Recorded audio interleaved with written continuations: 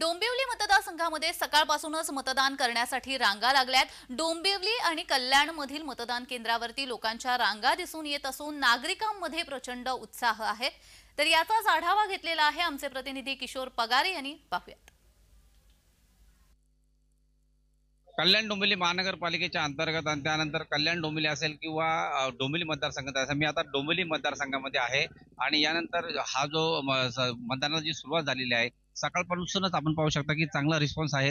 वृद्ध जे आहे ते जास्तीत जास्त प्रमाणात आलेले आहेत, त्याप्रमाणे रांग जी आहे ती मोठ्या प्रमाणात इथे लागलेली आपण पाहतोय। सवा जोशी विद्यालयाला मी इथे आहे आणि जो मतदानाचा टक्का आहे तो वाढण्याची शक्यता आहे। आपण सकाळपासून पाहतो की लोकांचा जो रिस्पॉन्स आहे तो चांगल्या पद्धतीने होत आहे आणि वयोवृद्ध नागरिक सुद्धा इथे आलेले आहेत मतदानाचा आपला अधिकार गाजवण्यासाठी। सकाळपासून तरुण असेल किंवा तरुणी असेल, मोठ्या प्रमाणात एक उत्साह इथे दिसून येतोय आणि सगळ्यात महत्त्वाचं म्हणजे डोंबिवलीकरांनी आज सकाळपासून एक मोठा जी आहे ज्या पद्धतीने सहवास जो मतदानासाठी जो पाठिंबा आहे तो इथे दर्शविला आहे। सवा जोशी विद्यालयामध्ये आता काही वेळातच कॅबिनेट मंत्री सुद्धा येतील आपल्या परिवारासहित आणि इथेच ते मतदान करतील आणि एकंदरीत आज या डोंबिवली असेल किंवा कल्याण पूर्व असेल किंवा कल्याण ग्रामीण असेल, कल्याण पश्चिम असेल, या सर्व अंतर्गत ह्या मतदार संघामध्ये जी मुख्य लढत जी आहे ती महायुती आणि महाविकास आघाडीमध्ये आहे आणि या अंतर्गत ह्या मतदानाचा टक्का वाढण्यासाठी जास्तीत जास्त निवडणूक निवडणे अधिकाऱ्यांचे सुद्धा प्रयत्न आहेत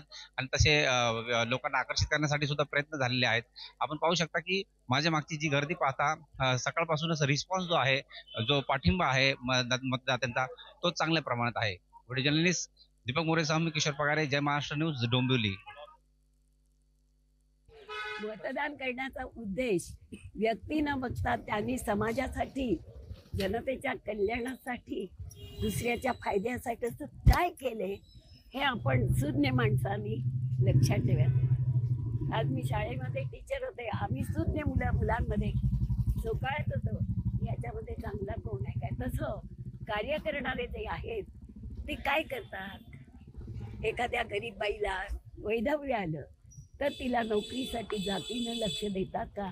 बघा नाही, असं नाही करत। अशा लोकांबद्दल मला आदर आहे आणि अशा लोकांना परमेश्वर यश देईल ही प्रभूचरणी प्रार्थना आहे।